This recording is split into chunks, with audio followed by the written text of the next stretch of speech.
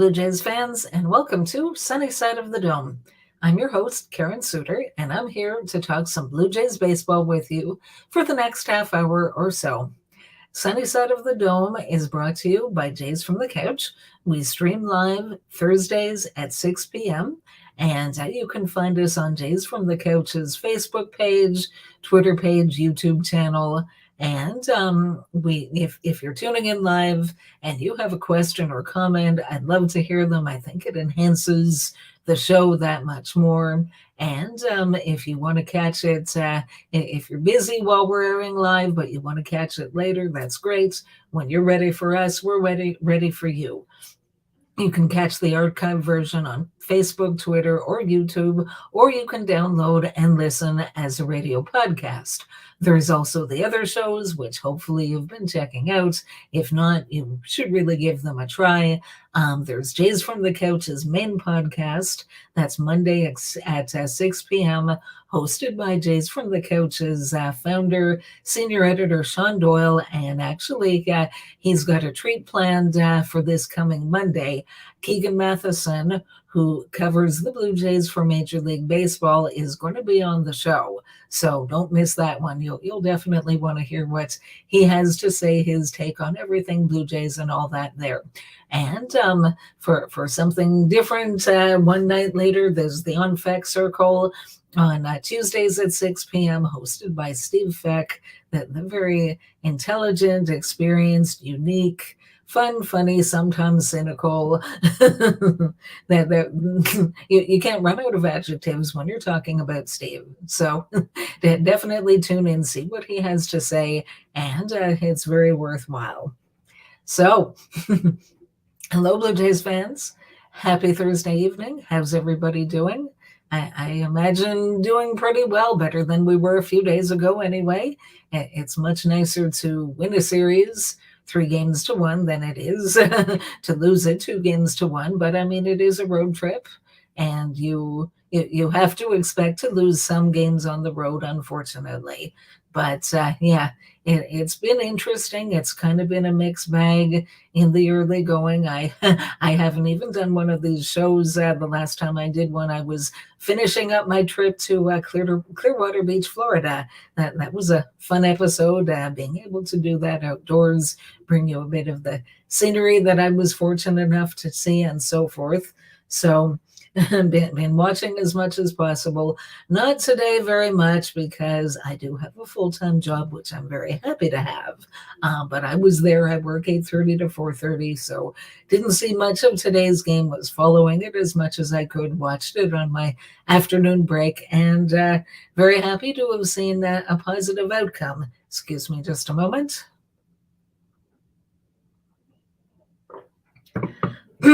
All right, so leading off, as always, transactions.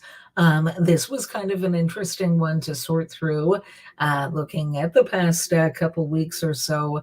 And there's in spring training, there's always a whole bunch of so-and-so was assigned to the Toronto Blue Jays. And that's not someone that's making the team. It's just for the purposes of playing in spring training games. So lots of that was going on. One bit of unfortunate news, although not completely unexpected, Mitch White has begun the season on the injured list. If you were following spring training, and basically he didn't really get into any major league games, never saw him pitch. Apparently he suffered a shoulder impingement back in January, and I guess it lingered, and then they thought he was doing better, and he was on the comeback trail, did a side session, or maybe pitched in a minor league game or simulated game. I don't know. It wasn't a major league game. But the day after that, he was feeling some soreness again. And these professional athletes, when you hear about them talking about soreness, I think there's a difference between regular soreness, just that they've been out and performing, and something that's abnormal. These guys, they know their bodies and they know what to expect and when something is off. So he was experiencing soreness. He has had a setback. Unfortunately, he's had to start the season on the injured list. It's too bad because, I mean, as well as Yusei Kikuchi pitched, he was probably making the rotation anyway. But Mitch White can be an important player for the Blue Jays. If, knock on wood, if somebody falters very badly or gets injured, at this point, he would probably be the first man up to join the rotation. That's if he were healthy. And he had some decent numbers with the Dodgers before the Blue Jays traded for him, and a lot of people were hoping he would have a bounce back season this season, which he still could. He's got to get healthy first. So all the best to Mitch White. I read an update not all that long ago talking about possible return, and it said possibly sometime in May. So it's not like he's a week or so away from the sounds of it, unless their estimate is way off, but I doubt it somehow. So anyway, something to keep an eye on. I hope he gets better and that he can come back and make a positive contribution at some point. So he went on the IL. That left a spot. So there were two spots in the Blue Jays 26-man roster. There was one for a pitcher because you can only have a maximum 13 pitchers, and one for a position player. So Zach Pop broke camp with the team, as well as Nathan Lukes on the position player side, which was a bit of a surprise to a number of people, including myself. I actually thought Otto Lopez had that spot locked up, but I guess not. So he's at AAA and just playing the best he can, waiting for the call up, as are a number of other guys. So what they've done, a couple of other things. Jay Jackson, so a relief pitcher that he was with the Jays with the spring. He actually had a very good spring training with them. He didn't allow an earned run all spring. And then he actually left the organization. I guess he had an opt-out whereby if they weren't adding him to the roster by a certain amount of time, by a certain date, that he was able to test free agency. So he did so, but ultimately came back to the Blue Jays. So welcome back, Jay Jackson. So now he has a spot on the 40-man roster. He has been optioned to AAA. So that's a depth piece to keep your eye on. Maybe he could contribute at some point if called upon.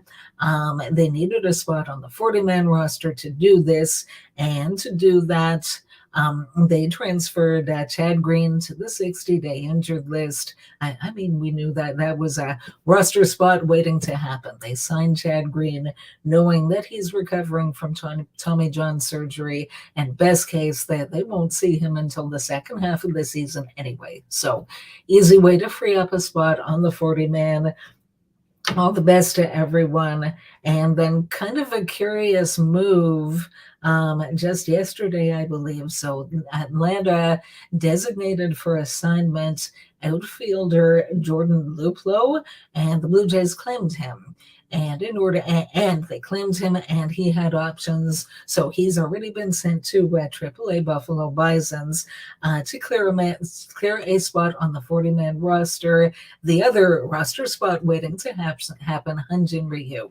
So he's now on the 16-day injured list again.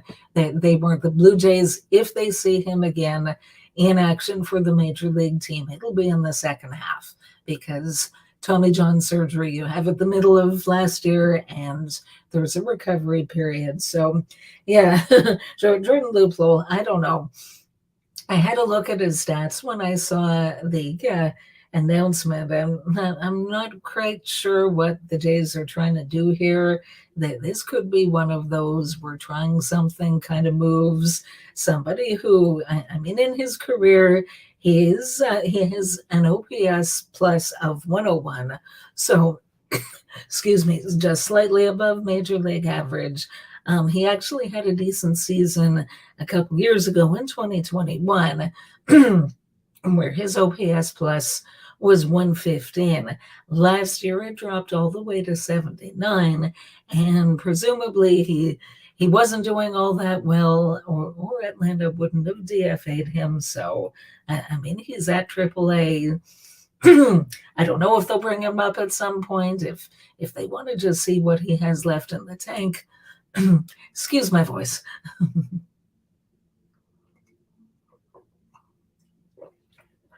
Anyway, we'll see how that goes. But for now, he's at AAA amongst some other players, some really good prospects to keep an eye on, such as Otto Lopez, such as Addison Barger, and some others down there. So while we're watching our Blue Jays, also some farm teams to keep an eye on. All right, so now you're up to date as far as the comings and goings go. For the heart of tonight's order, so we're 7 games in.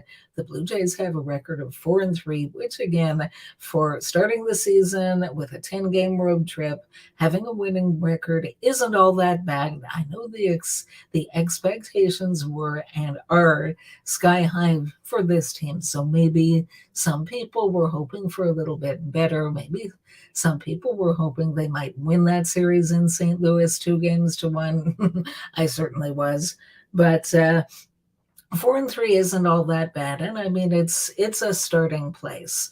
They're building toward having a very good season, hopefully, and going as far as they can in the playoffs. And this is how it all starts. So we've been seeing some different things.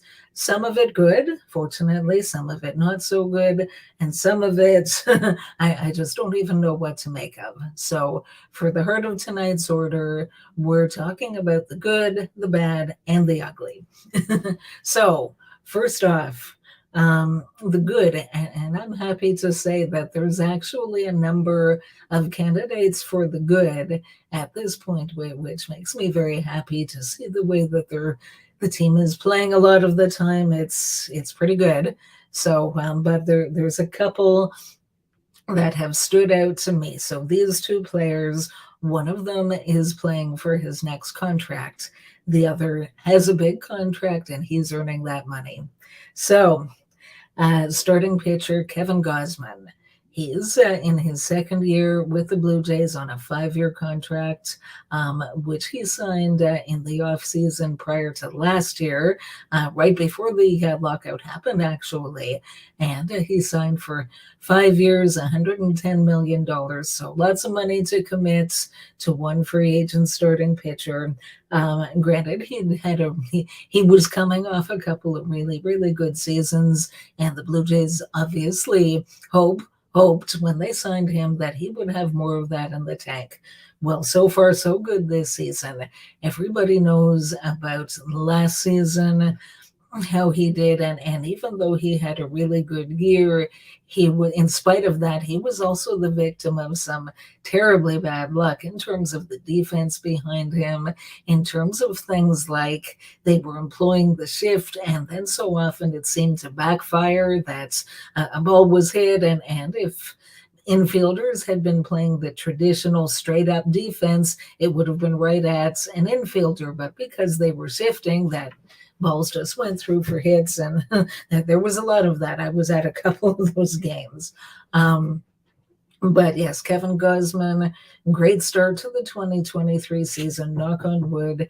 He's started 2 games, 12 innings pitched, so he's gone 6, or today he went 6+ in each of the starts. So that's good that he's going somewhat deep into games even this early in the season. Kevin Gausman has not yet allowed an earned run.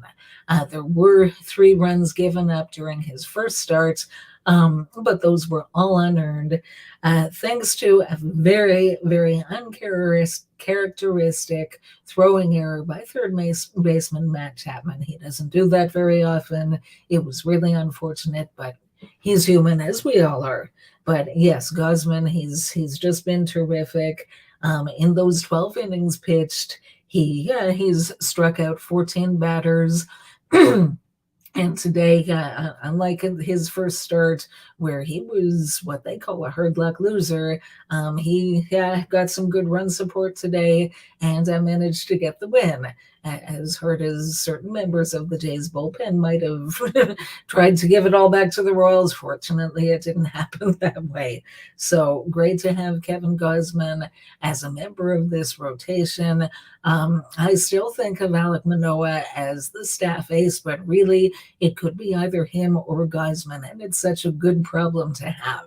To have the two of them anchoring the Blue Jays rotation, and it's really going to help them go as far as they can go, hopefully. So that's player number one. Player number two, well, I just mentioned him actually. It's Matt Chapman. Matt Chapman, the Blue Jays third baseman, who they traded for a little over a year ago. It was in March of last year, and spring training was just about to begin with the lockout and everything. It was announced that the Blue Jays had acquired Matt Chapman. He came to them with 2 years of team control. They knew that obviously going in, signed him to a 2-year contract. So he's paid for last year and getting paid for this year, after which he's set to be a free agent.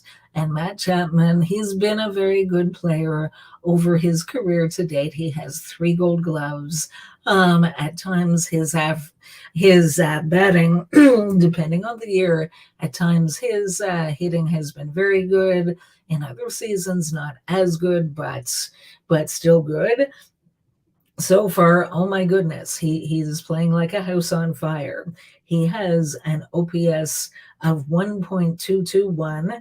That is currently 5th best in the entire American League. And yeah, I mean, do I expect it to be that high when the season ends? No, I don't. That's not really realistic for a full season. Hardly anyone's ever done that, if anyone. I'd have to check that, but yeah, I mean, your league MVP, if it's a hitter, might have an OPS around 1,000-ish, give or take. But yeah, it's just so good to see Matt Chapman doing so well, and certainly wish him well.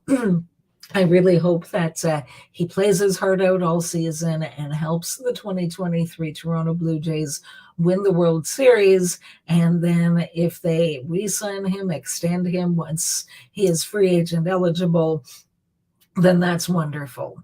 If he ends up going someplace else because somebody wants to pay him more than the Blue Jays are comfortable with, let's not forget he's already in his early 30s, and he's probably going to want a long-term deal. So we'll see after this season is over. I'm not going to worry about it right now. I am going to worry about having some water, though. Excuse me.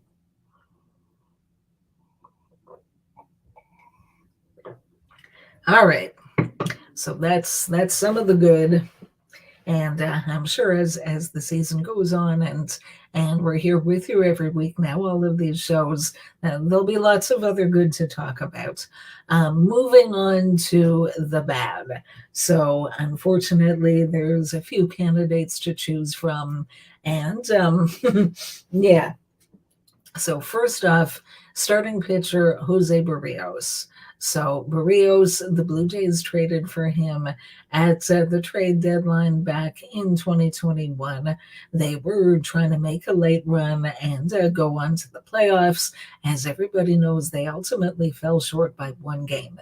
But Barrios is an established veteran starting pitcher. He has a very positive track record, and the Blue Jays had every reason to believe that they were getting a very good starting pitcher, and he was a good starting pitcher for them for the rest of 2021. 2022, excuse me, was a very different story. He had an inflated ERA. I believe it was 5.23. Now, different people look at it different ways. I've kind of had my own way of analyzing it, and that is that actually, if you look at start by start, approximately two-thirds of his starts were positive in terms of the results. I know nowadays the analytics, and there's a big focus on did he give up soft contact? Did he give up hard contact? Even when he was succeeding run wise, he tended to give up some hard contact. So that was a bit of a concern. But so everybody wanted to see when how he would do this season. So many people hoping for a bounce back season from him, as I very much am. And Unfortunately, his first start wasn't all that great. So 5.2 innings pitched. He ended up giving up, yeah, he has an ERA of 12.71, so gave up a bunch of runs. Now, in spite of doing all that, there were some positives in there. He only walked two. He struck out seven batters. Like he had an inning or two when he actually looked pretty good, like he was going to settle down, but he was unfortunately far too hittable. Some people have suggested, was he tipping his pitches? Is there something that they can do mechanically in that way? I don't know what's going on. I mean, I'm certainly not giving up on him after one start. Just really, really, the Blue Jays need to see better from him, and hopefully better is still coming. I don't have the answer to fix him. I wish I did, but hopefully it's out there. Hopefully the Jays have found it in time for his next start, or we'll get there somewhat soon. We'll see. Somebody else who's not performing all that well just yet is catcher Danny Jansen. So Danny Jansen, as we know, he's one of the catchers on this team. The other is Alejandro Kirk, and they're both good enough to be number one catchers in MLB. Danny Jansen, pretty much the whole time he's been with the Toronto Blue Jays, when he hasn't been on the injury list, which has been a bit of time, but other than that, he's been a number one catcher. Alejandro Kirk was the starting catcher in the All-Star game just 1 year ago, so you can't say that he's not good enough. So again, it's been a small sample size so far. Jansen's played in 4 games. His OPS really isn't very good. It's 192. For some reason, Danny Jansen, as I've observed about him over the last few seasons, he is just so feast or famine when it comes to his hitting. I mean, when he's off, he he's so cold that I remember a couple years ago in April, people wanted to DFA him. He just wasn't getting anything done. And then for the rest of the season, after that 1 month, he spent a bit of time on the IL, but he was just so red hot later on in the season. I'm not that worried about Danny Jansen. I certainly hope he gets better, obviously. If he doesn't, though, the position that he plays as catcher, the defense, the game calling skills are so important that he doesn't even really need to hit to be a successful member of the team. But hopefully he will bounce back again as he has in the past. So that's a couple of underperforming players currently who I have hope for as far as them getting better. And last but not least, or maybe least, the ugly. A couple of free agent signings from this past off season that so far are not looking that great, and that's putting it nicely. So one is a starting pitcher, Chris Bassett. So Bassett was signed in the offseason as a free agent to a 3-year contract. He was, in terms of his resume, his track record, he was one of the better starting pitchers available. Not necessarily considered top tier like Justin Verlander, Jacob deGrom, Carlos Rodon, those pitchers, but Bassett was maybe the next tier down. He's had quite a nice career. And obviously, again, the Blue Jays, in signing him and giving him a significant paycheck, have been hoping that he could continue that. So his first start, oh my goodness, he only lasted 3.1 innings. He gave up 10 hits, 9 runs, all earned, did not strike out a single St. Louis Cardinals batter. Oh my goodness. That's not what the Blue Jays paid for, needless to say. I don't even know what to suggest. I mean, he's somebody that has a lot of different pitches. Apparently, he has 8 different pitches. Some people are thinking maybe pitch com and the pitch clock are a bit of an issue for him. That having to rush, so to speak, relatively to what's pitchers have been or have had to do in the past. Maybe he's not used to deciding that fast. Maybe he didn't feel quite comfortable. I don't know. And the Cardinals, as many people have pointed out themselves, are also a very good team. They have a lot of good hitters. They were a playoff team from a year ago, and they're hoping to move forward as well, just like the Toronto Blue Jays are. So I don't know what to say other than I hope it gets better, because that's not like every fifth day to have a performance like that. That's not going to get them very far, unfortunately. So fingers crossed. And lastly, there is first baseman / DH Brandon Belt. So I'll admit, when the Blue Jays signed Belt as a free agent, I didn't really know that much about him. I looked up his stats and I liked what I saw. Overall, Brandon Belt has been a nicely above average hitter, and he hits from the left side of the plate.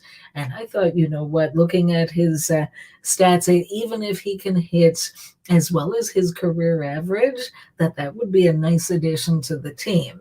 And again, him being left-handed, I wanted a proven left-handed hitter. So I know we're only 7 games in. Brandon Belt has an OPS of 248. He has 12 strikeouts, which I believe is tied for the most strikeouts from any hitter in Major League Baseball right now. Not just the numbers. I mean, sometimes guys can get off to a slow start, and it takes them a little bit of time to get into the swing of things, literally as well as figuratively. But I watch him at bats, and my own impression is he looks lost up there. I mean, these are major league pitchers, and he can't seem to catch up to what they're throwing.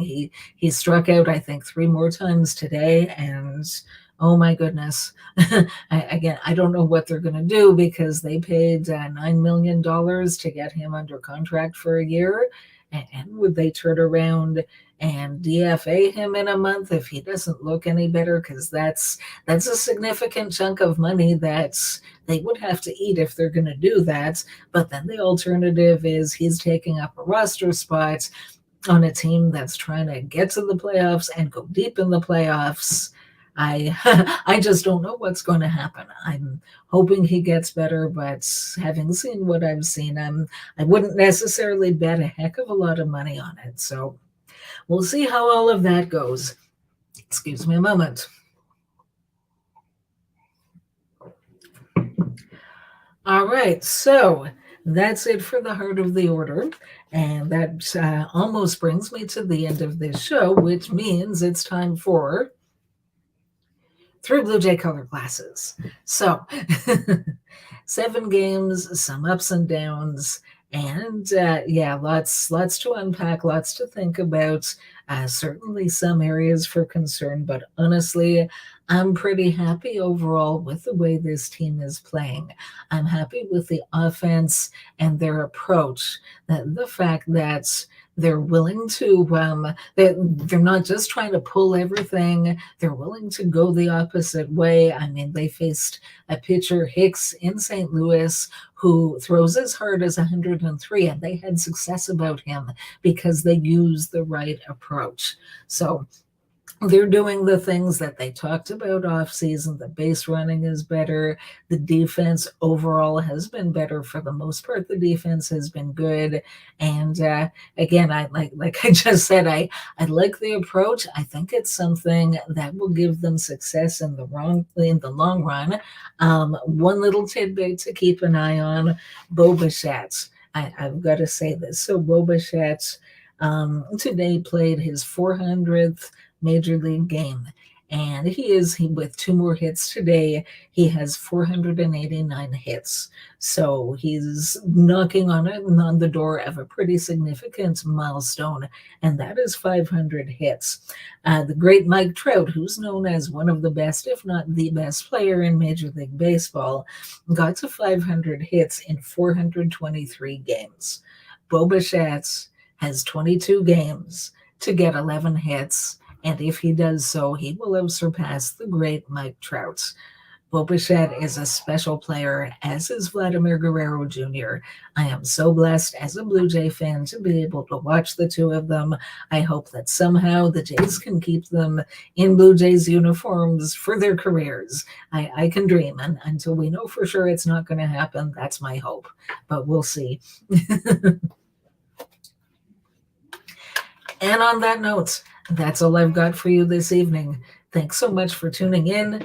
Let's go Blue Jays, and I'll see you again in a week.